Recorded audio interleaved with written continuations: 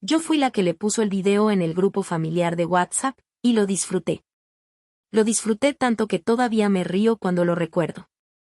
Era Rosa, mi cuñada, en la boda de mi hermano menor, borracha hasta el cielo, insultando a mi mamá frente a 120 invitados. Llamando a la vieja metiche y bruja envidiosa porque mi mamá le había pedido que no se subiera a la mesa a bailar.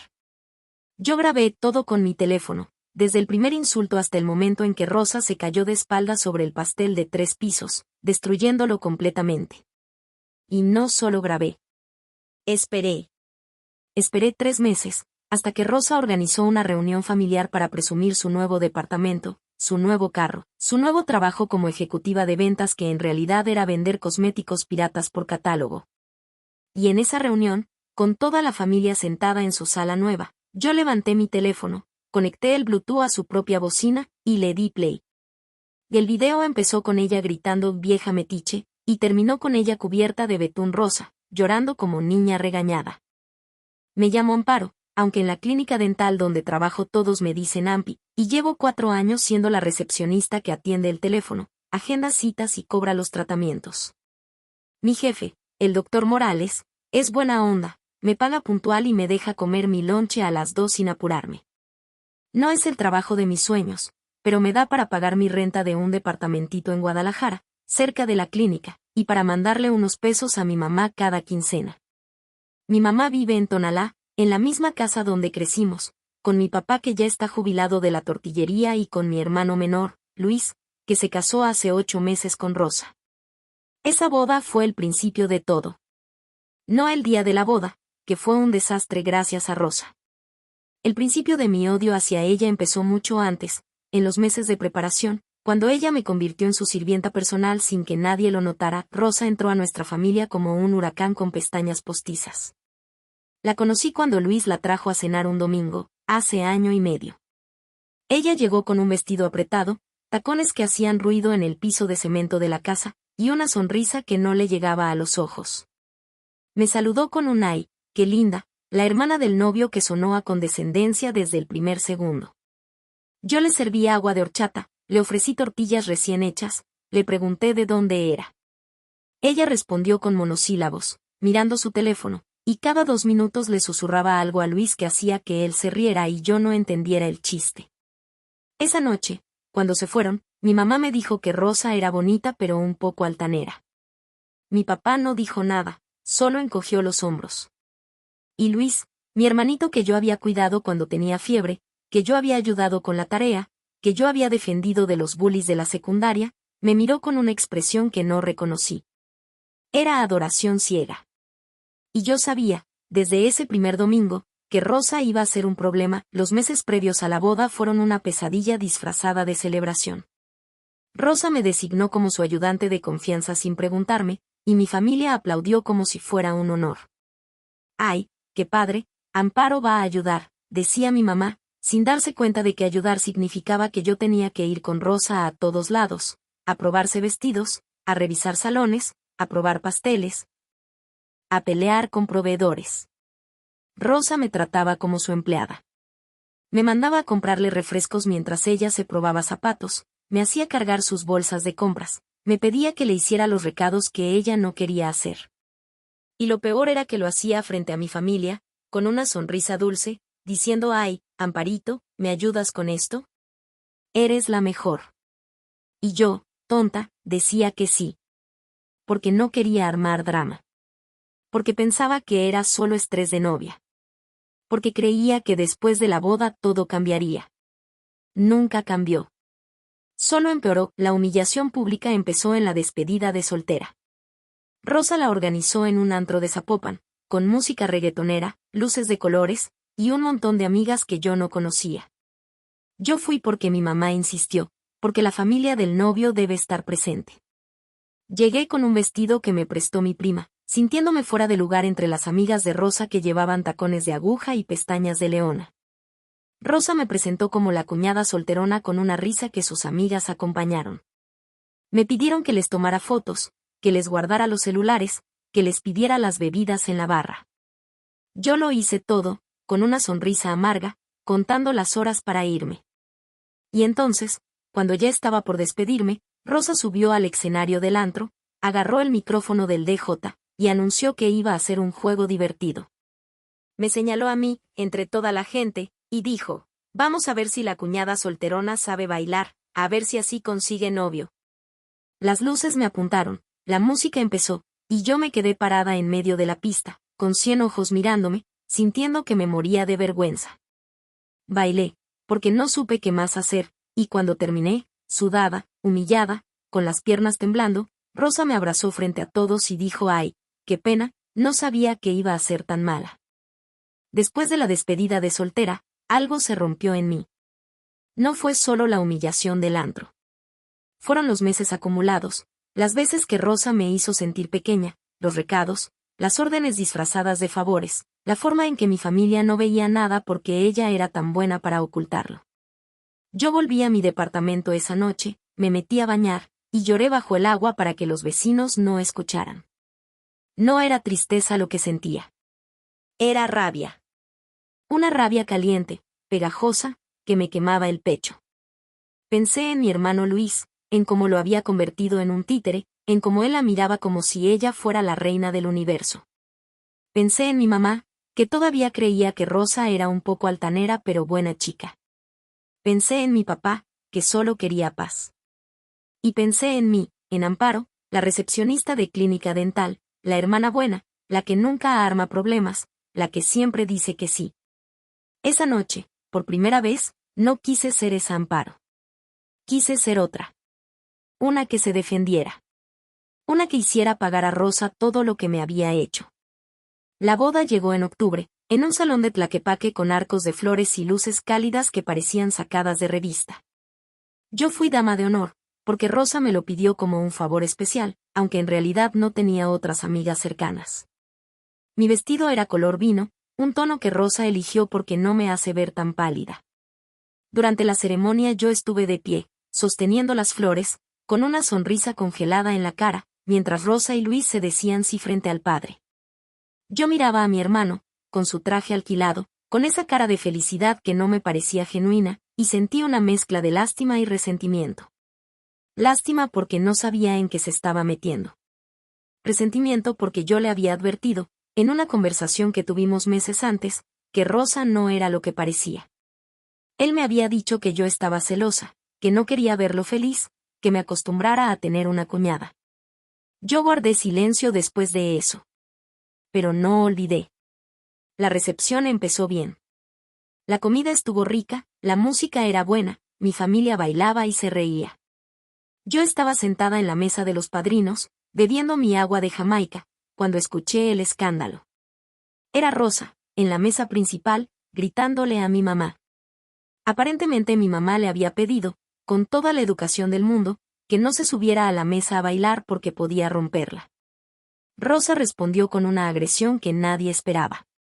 «Usted no me manda, vieja metiche», gritó, con la voz resonando en todo el salón. Siempre metiendo sus narices donde no le importan, envidiosa porque ya no puede bailar. Mi mamá se quedó blanca, con las manos temblando sobre el mantel. Mi papá se levantó, pero no supo qué hacer. Y Luis, mi hermano, solo miraba a Rosa con una mezcla de horror y admiración, como si no decidiera si detenerla o aplaudirla. Yo saqué mi teléfono. No pensé. Solo grabé. El video dura 4 minutos con 12 segundos. En esos 4 minutos, Rosa insulta a mi mamá al menos 8 veces, se sube a la mesa principal a bailar reggaetón con las piernas abiertas, tira una botella de champaña que rompe contra el piso. Y finalmente pierde el equilibrio y cae de espaldas sobre el pastel de 3 pisos que costó 8,000 pesos. El impacto es cómico, el betún rosa explota en todas direcciones, Rosa queda enterrada en los 3 pisos de bizcocho, y sus piernas, con las medias rotas, se quedan colgando en el aire como antenas de televisión. La gente del salón, que hasta entonces estaba en shock, estalla en carcajadas. Mi mamá llora. Mi papá se tapa la cara. Y Luis, mi hermano, se arrodilla junto a la mesa destruida y le pregunta a Rosa, con una voz quebrada, si está bien. Ella responde, desde el pastel, llévame a mi casa, Luis, llévame ya. Yo dejé de grabar cuando ella empezó a llorar. No por lástima. porque ya tenía todo lo que necesitaba. Después de la boda, la familia intentó normalizar todo. Mi mamá dijo que Rosa estaba nerviosa por la boda. Mi papá dijo que la muchacha tomó de más.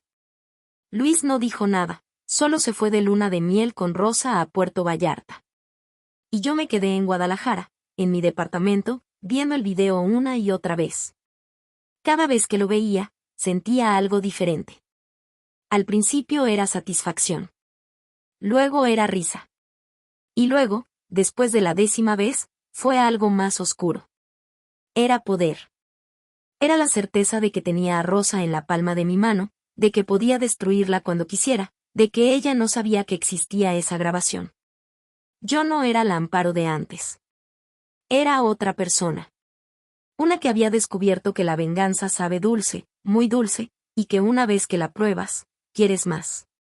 3 meses después de la boda, Rosa organizó una reunión familiar en su nuevo departamento. Un departamento que Luis había comprado con el préstamo que mi papá le firmó como aval. Un departamento con vista a la ciudad, con muebles nuevos, con una televisión de 60 pulgadas. Rosa invitó a toda la familia para celebrar sus logros, como si ella hubiera trabajado para conseguirlos.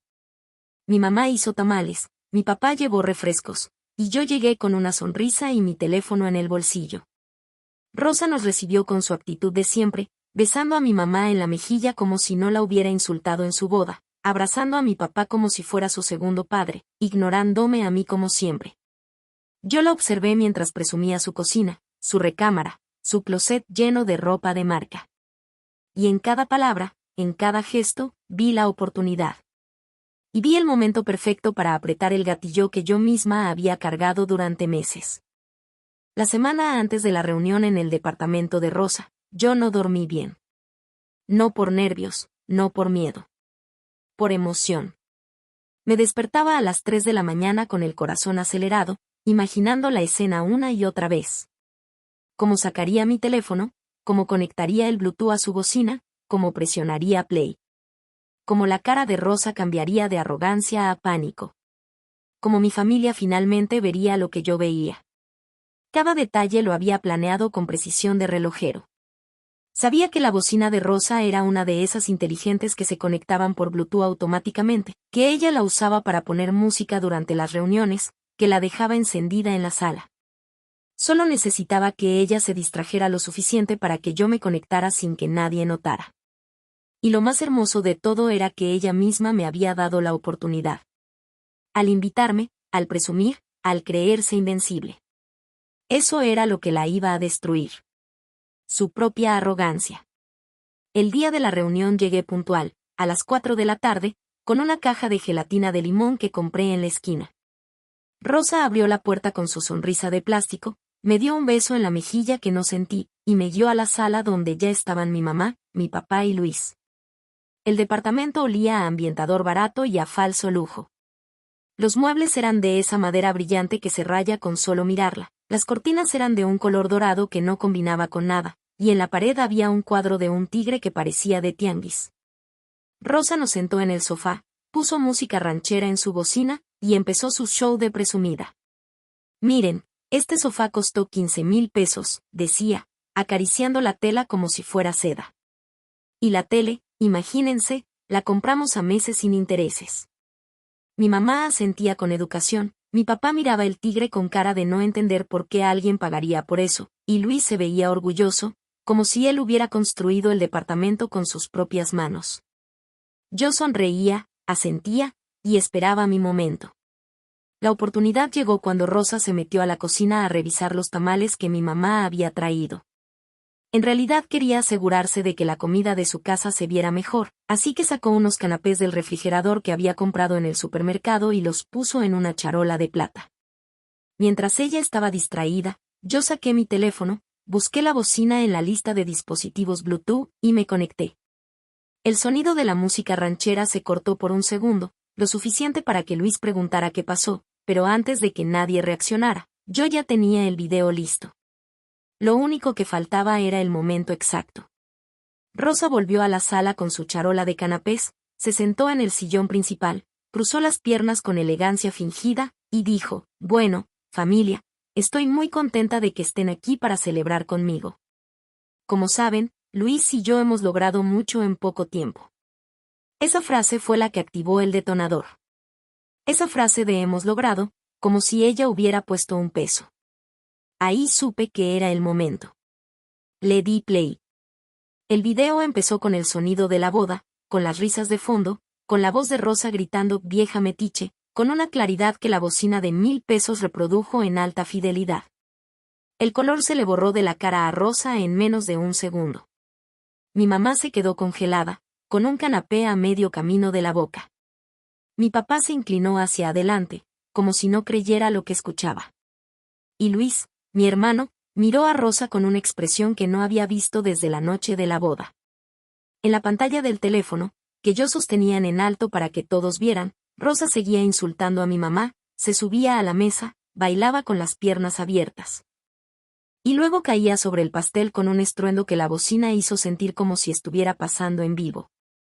Cuando el video terminó, con Rosa llorando desde el pastel, el silencio en el departamento fue absoluto. Ni siquiera el tráfico de Guadalajara se escuchaba. Solo el zumbido de la refrigeradora y el latido de mi propio corazón. Rosa reaccionó primero. Se levantó del sillón, tambaleándose, con la cara roja como tomate, y me señaló con un dedo tembloroso. ¿Qué es esto?, gritó, con una voz que se quebraba. ¿Por qué haces esto, Amparo? ¿Que estás loca? Yo no me levanté. Me quedé sentada en el sofá, con el teléfono todavía en la mano, y respondí con una calma que ni yo reconocía. Es tu boda, Rosa. Tu gran día. Pensé que la familia merecía ver lo bonito que estuvo. Mi mamá dejó el canapé en la mesa, con la mano temblando. Amparo, dijo, con una voz que sonaba herida, ¿por qué grabaste esto? ¿Por qué lo guardaste? Yo la miré, y por un segundo sentí una punzada de culpa. Pero solo un segundo. Porque nadie más lo hizo, mamá, respondí. Porque todos ustedes decidieron olvidar. Y yo no puedo olvidar cuando alguien te llama vieja metiche frente a 120 personas. Luis se puso de pie, con las manos cerradas en puños, y me miró con una mezcla de rabia y confusión. Esto es bajo, Amparo, dijo. Esto es de lo más bajo que has hecho. Rosa estaba borracha, no sabía lo que hacía. Yo me reí. Fue una risa corta, amarga, que salió de mi boca sin permiso. Borracha, repetí. Luis, ella insultó a mamá 8 veces. Se subió a la mesa a propósito. Destruyó un pastel de 8,000 pesos. Y tú, en vez de defender a tu propia madre, te arrodillaste junto a ella para ver si estaba bien. Mi voz subió de tono, pero no grité. No necesitaba gritar. Las palabras solas pesaban suficiente. ¿Sabes qué es bajo, Luis? Que tu esposa humille a tu familia y tú aplaudas. Que ella te use para comprar departamentos y carros y tú creas que es amor. Que ella me trate como su sirvienta durante meses y nadie diga nada. Me levanté, miré a Rosa, que ahora lloraba en el sillón con la cara entre las manos, y añadí, esto no es bajo. Esto es justo. Mi papá, que había estado en silencio todo el tiempo, se levantó lentamente. Caminó hasta donde estaba Rosa, la miró desde arriba, y luego me miró a mí. Su expresión no era de enojo. Era de tristeza profunda, de decepción, de alguien que acaba de darse cuenta de que su familia se ha roto y no sabe cómo repararla. Amparo, dijo, con esa voz de hombre cansado que me ha acompañado toda la vida, no tenías que hacer esto así. Podíamos hablar. Yo sentí que algo se quebraba en mi pecho, pero no retrocedí. ¿Hablar, papá?, pregunté. ¿Cuándo? ¿Cuándo Rosa me hizo su sirvienta? ¿Cuándo me humilló en su despedida de soltera? ¿Cuándo insultó a mamá en la boda? ¿En qué momento exacto hubiéramos hablado? Mi papá no respondió. Solo bajó la vista, se sentó de nuevo, y se quedó mirando el piso como si las respuestas estuvieran ahí. Y en ese silencio, sentí que la victoria no sabía tan dulce como imaginé. Pero tampoco sabía amarga. Sabía a justicia imperfecta, a verdad incómoda, a algo que necesitaba salir aunque doliera. La explosión emocional no llegó de inmediato. Después de mi última pregunta, el departamento quedó en un silencio que parecía físico, como si alguien hubiera apagado el volumen del mundo. Rosa seguía llorando, pero ahora lo hacía en silencio, con los hombros temblando, con el maquillaje corrido en líneas negras por sus mejillas. Mi mamá se había levantado del sofá y estaba parada junto a la ventana, mirando hacia la ciudad de Guadalajara que se extendía abajo, con sus luces empezando a encenderse con la caída del sol. Mi papá seguía en su silla, con la cabeza gacha, con las manos entrelazadas como si estuviera rezando. Y Luis, mi hermano, caminaba de un lado a otro de la sala, con las manos en la cabeza, murmurando cosas que no entendía.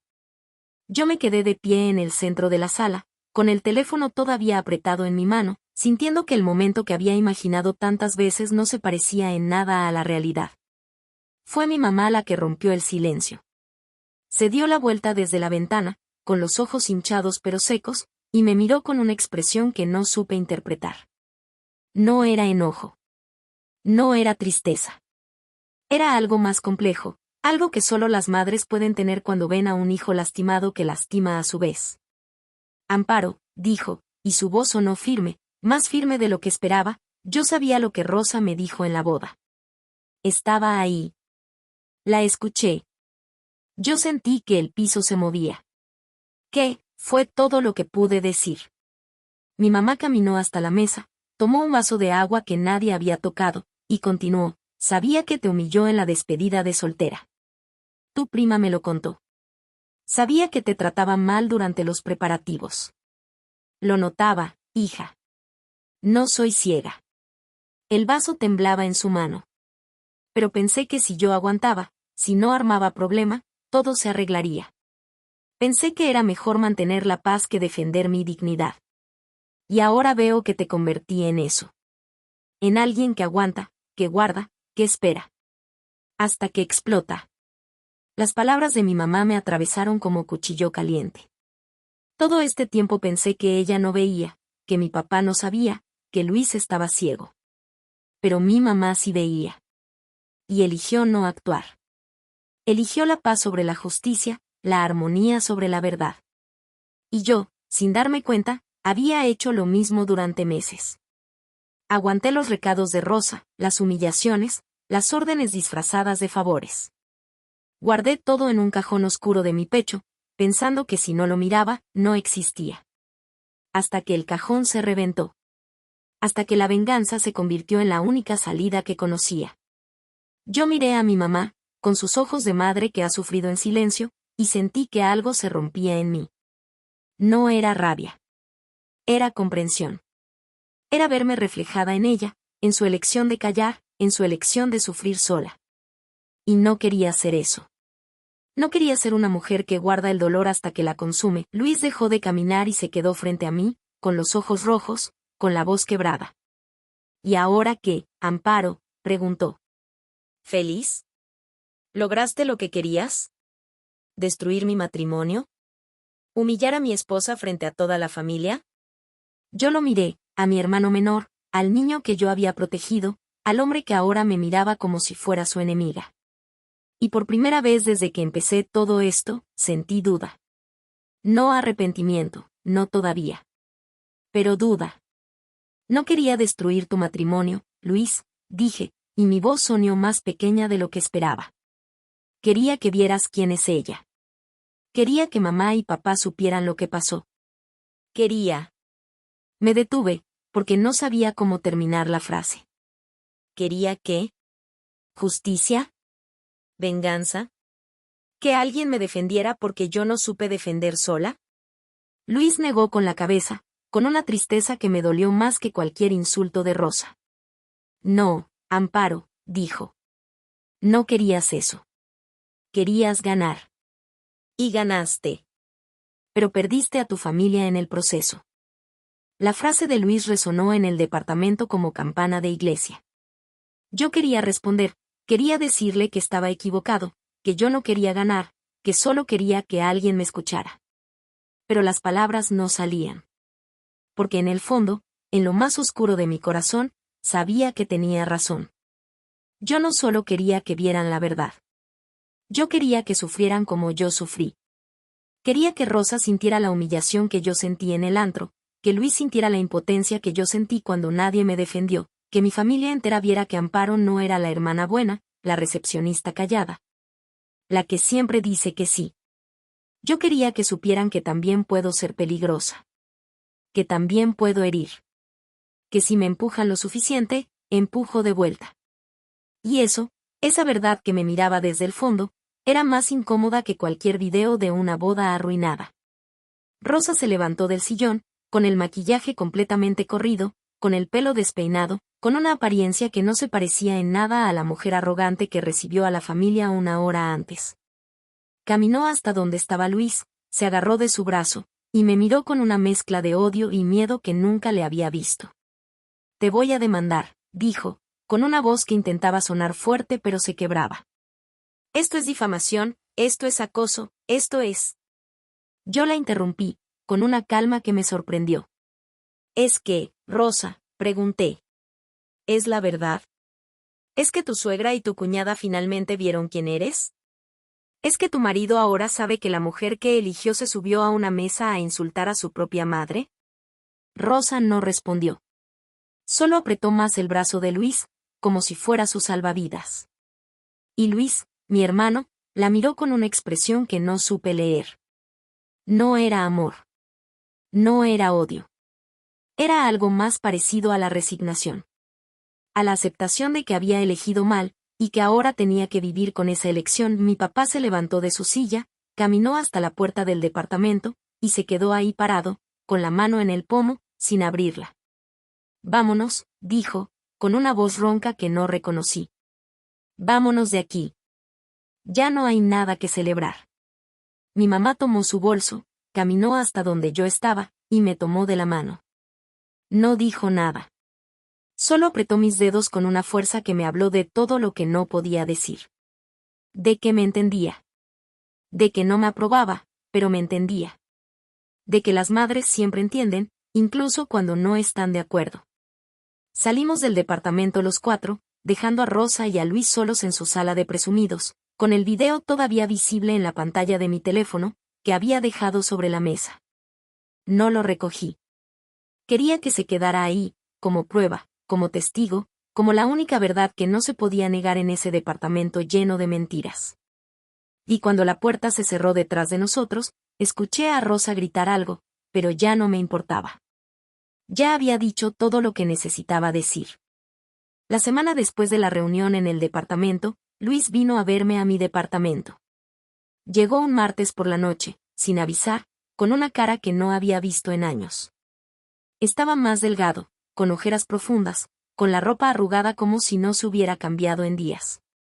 Yo lo dejé pasar, le serví un vaso de agua, y nos sentamos en mi sala chiquita, con la televisión apagada y el silencio de Guadalajara entrando por la ventana. Rosa se fue, dijo, sin preámbulos. Yo no respondí. Solo esperé. Se fue ayer, continuó, con la voz quebrada. Dijo que no podía vivir con alguien que no la defendía. Que yo la dejé sola frente a mi familia. Que soy un cobarde. Tomó un trago de agua, con la mano temblando. ¿Y sabe qué, Amparo? Tiene razón. Soy un cobarde. La dejé sola porque no supe qué hacer. Porque vi el video y supe que era verdad, y no quise aceptarlo. Porque elegí no ver lo que tenía frente a mí durante meses. Yo lo miré, a mi hermano menor, al hombre que había defendido a Rosa sobre su propia familia, y sentí algo que no esperaba.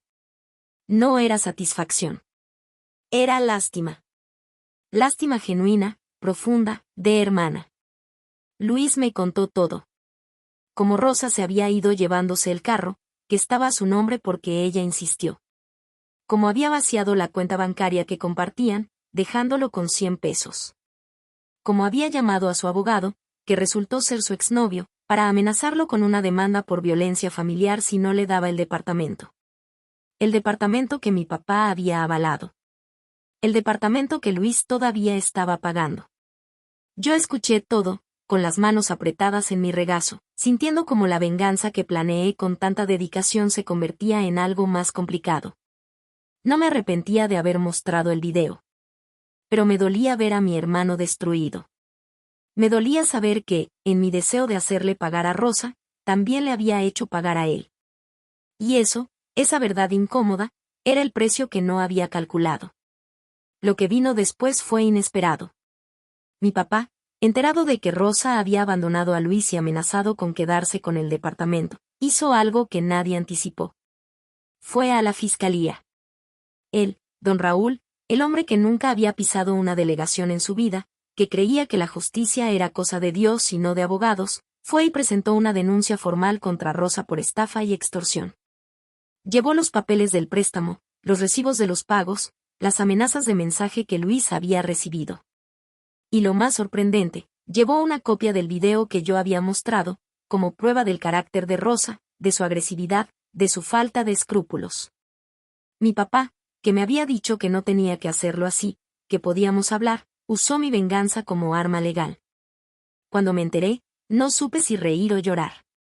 Era justicia poética de la que no me había percatado. Era mi papá, finalmente, eligiendo a su familia sobre la paz. Rosa no consiguió el departamento. El juez vio el video, vio las denuncias previas que ella tenía en otros estados por estafar a hombres mayores, y dictaminó que el préstamo estaba a nombre de Luis y que ella no tenía derecho a nada. El carro, sí, porque estaba a su nombre. Pero el departamento, no. Luis tuvo que seguir pagándolo solo, con un sueldo de mecánico que no daba para mucho, pero al menos no perdió todo. Mi papá le ayudó con los pagos de los primeros meses, y yo, después de mucho pensarlo, le pasé una parte de mis ahorros. No porque me sintiera culpable, aunque en parte sí. Sino porque, al final del día, Luis es mi hermano. Y aunque eligió mal, aunque me trató mal, aunque me llamó baja y loca, sigue siendo la persona que yo cuidé cuando tenía fiebre. Eso no se borra con una mala elección. Eso no se borra con una venganza, por justa que sea. Y aprender eso, de que la familia es más complicada que el bien y el mal, fue la justicia más inesperada de todas. Hoy, un año después de todo, las cosas son diferentes. Luis todavía vive en el departamento, solo ahora, pagándolo poco a poco. Viene a cenar los domingos a casa de mis papás, y yo voy cuando puedo. La primera vez que nos vimos después de la ruptura con Rosa, fue incómodo. No nos abrazamos, no nos pedimos perdón, no hablamos del elefante en la habitación. Solo comimos tamales, miramos la televisión, y al despedirnos él me dijo gracias por los ahorros, Ampi. Te los pago poco a poco. Yo asentí, y eso fue todo. Poco a poco, mes a mes, la conversación fue volviendo. Hablamos del trabajo, del tráfico de Guadalajara, de la nueva novia que Luis conoció, una maestra de primaria que lo trata con respeto y que mi mamá ya quiere más que a nadie. Nunca hablamos de Rosa. Nunca hablamos del video. Nunca hablamos de esa noche en el departamento. Algunas cosas, después de cierto punto, no necesitan ser dichas. Solo superadas. Yo sigo en la clínica dental, sigo siendo la recepcionista AMPI, sigo levantándome a las 6:30 para llegar puntual. Pero algo cambió en mí después de todo esto. Ya no soy la que siempre dice que sí. Ya no soy la que aguanta humillaciones para mantener la paz. Aprendí a decir no, a poner límites, a no dejar que nadie me trate como menos. El doctor Morales notó el cambio, me dijo que parecía más segura de sí misma, y me ofreció un ascenso a coordinadora de citas. Acepté. No es un gran cambio, pero es mío. Es el resultado de haber aprendido que valgo más de lo que Rosa me hizo creer. Que no necesito la aprobación de nadie para sentirme completa. Que puedo ser fuerte sin ser cruel, y que puedo ser justa sin destruir a quienes me rodean. Eso fue lo más difícil de aprender. Que la venganza, aunque dulce al principio, deja un regusto amargo que tú misma tienes que limpiar. Mi mamá y yo hablamos más ahora. De verdad, no solo de recados y comidas. Le conté cómo me sentí durante los meses de preparación de la boda, cómo las humillaciones de Rosa me hicieron sentir invisible, cómo guardé todo porque pensé que era lo que una buena hermana debía hacer. Mi mamá lloró, me abrazó, y me dijo algo que todavía recuerdo: yo hice lo mismo toda mi vida, hija. Guardé, aguanté, callé. Y no quiero que tú seas como yo. Quiero que seas mejor. Esa conversación nos unió de una forma que no esperaba. Ahora somos cómplices, no solo madre e hija. Nos entendemos en un nivel más profundo, porque ambas sabemos lo que cuesta ser la mujer que calla, y ambas elegimos, cada una a su manera, dejar de serlo. Mi mamá todavía no es de confrontar, pero ahora, cuando algo no le parece, lo dice. Y yo la admiro por eso. Porque cambiar a su edad, después de décadas de silencio, requiere más valor que cualquier venganza. Hay algo que todavía me despierta en las noches, una pregunta que no me deja dormir a veces. No es si hice bien o mal en mostrar el video, porque ya sé que las dos respuestas son ciertas. Es otra cosa. Es pensar en todas las amparos que hay ahí afuera, todas esas hermanas, cuñadas, nueras, que aguantan humillaciones en silencio porque creen que es su deber, porque creen que la familia se mantiene con sacrificios invisibles. Porque creen que si hablan, si se defienden, si gritan, serán las malas de la película. Y me pregunto, ¿cuántas de ellas tienen un video guardado en su teléfono, esperando el momento perfecto? ¿Cuántas están a punto de explotar? ¿Y cuántas, en vez de explotar, simplemente se apagan, se van consumiendo poco a poco, hasta que ya no reconocen quién eran? Porque yo estuve ahí. Estuve a punto de ser una de las que se apagan. Y aunque elegí la explosión, no sé si fue la elección correcta. Solo sé que fue la única que conocía en ese momento. Y si pudiera volver atrás, no sé si cambiaría lo que hice, o solo la forma en que lo hice. Esa duda, esa incertidumbre, es lo que me queda. Y tal vez eso sea lo más honesto que puedo ofrecer.